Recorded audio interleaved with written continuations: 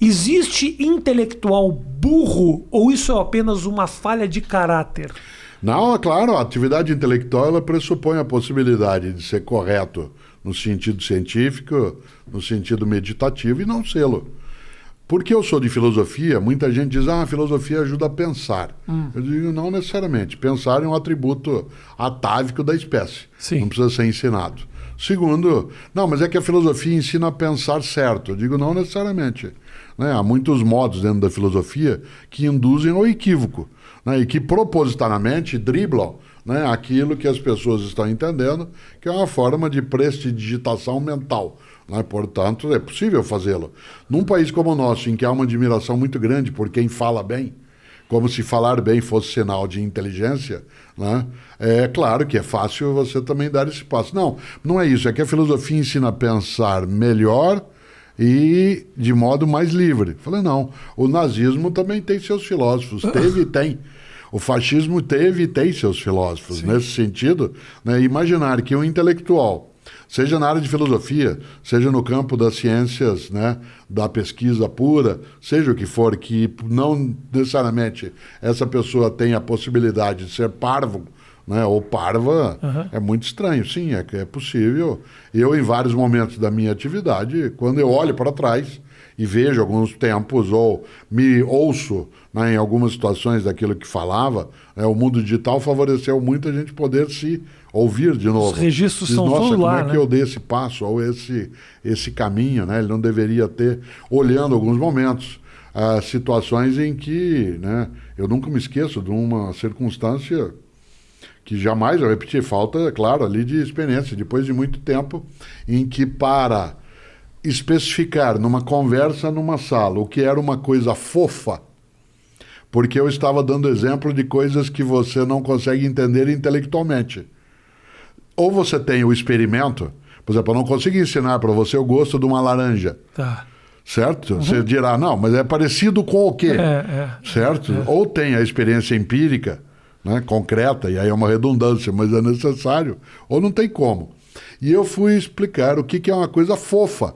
Né? Ou você faz o gesto, ou você entrega, mas o gesto não especifica. E ao fazê-lo, eu segurei no braço de uma pessoa que estava à minha frente. Por exemplo, né, você tem um braço fofo. Pega na barriga da pessoa. Isso. Você é fofo. Mas foi absolutamente... Era a primeira pessoa que estava na minha frente. Né? Não havia nenhuma intenção. Aquilo produziu nela um desconforto tão grande. Era alguém com quem eu tinha, na pessoa. Né? Porque eu não tinha notado que ela tinha mais obesidade até, né, do que ela admitia para ela mesma, ou para ele mesmo, no caso. Né? E aquilo ofendeu a pessoa. Soou como se você tivesse dizendo... Aquilo a ofendeu. Aquilo, da minha parte, foi uma desatenção, né? Eu não ter prestado atenção. Porque você poderia dizer assim, eu não notei que você era gordo, o que é pior ainda. Né? E eu falei sem pensar. Falei, então não faça isso. Então, é claro que um intelectual pode sim cometer disparates, né? Pode ser capaz de coisas que não deve na prática, né, e na escrita. Agora, já que você entrou nesse exemplo especificamente, eu acho que esse exemplo quer dizer mais do que isso. Isso acontece geralmente na comunicação, em todos os cantos. Você fala algo sem a intenção da ofensa, aquilo... Eu já entrei no modo Cortella de verbalizar. Ofensa. Isso. E essa pessoa... Você não tem o intuito de ofender. Essa pessoa se ofende. Como é que você faz para controlar isso? Porque, por exemplo, você não é culpado dessa pessoa ter os seus traumas, de ela ter sua vivência, de ela absorver aquela informação de maneira que a agrida. Você não tem responsabilidade sobre isso, sobre nenhuma no teu gesto. Isso acontece geralmente na comunicação. Quando eu faço um comentário, uma piada, uma conversa no casal que briga, eu não quis dizer isso. Aí daqui a pouco essa pessoa se ofende porque ela tem, né, um background, ela tem informações que faz com que ela assuma uma interpretação.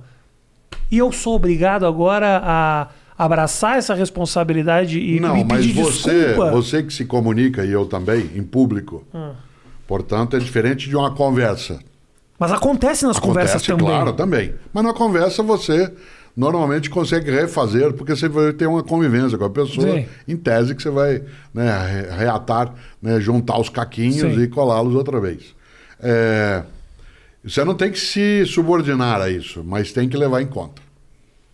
Eu tenho de levar em conta, eu não tenho que me subordinar, eu não tenho que me calar, né? Eu não preciso silenciar aquilo que eu vou fazer, mas eu preciso levar em conta que eu posso estar mexendo com suscetibilidades que, embora eu não seja responsável por ela ser daquele modo, eu posso machucá-la. Mas isso- Se eu puder evitar fazer isso, né? Há coisas que não estão na minha consciência. Quando eu vou falar sobre um tema determinado, quando eu vou escrever sobre um assunto que eu sei que ele tem arestas, eu tenho que redobrar meu cuidado. Mas aí eu te pergunto, Cortella, desculpa te interromper, isso não acaba te tolindo, te Não, cerceando? não me torna mais criativo. Vou Ok. lembrar algo, o que eu vou falar é aquilo que se chama de argumento de autoridade por causa da idade. Tá bom. Não tem a ver, né? Você não vivenciou, né? Você pegou uma parte, você nasceu durante a ditadura militar Nasci. empresarial no Brasil Isso. e não pegou a censura daquele momento. Não. Pois Governamental, não. bem, Não. A censura que foi feita naquele momento, ela não impediu a criatividade. Sim. Se você observar, a expressão musical, a expressão do teatro, a expressão, né, daquilo que é a comunicação, ela teve que encontrar outros caminhos nos quais ela redobrou a inteligência. Sim. Haja vista que nós somos capazes, né, de rememorar algumas das peças de teatro, algumas das novelas que foram produzidas naquele momento. Não que a censura ajude a criatividade, ela obriga mais do que ajudar. Por isso, não é que eu, Cortella, queira silenciar o tema porque alguém se fere, mas eu preciso redobrar o meu esforço para eu não dar um passo desnecessário. Meu lema no campo da comunicação, e talvez, né, isso possa parecer até inocente, mas não ria de mim, ria comigo.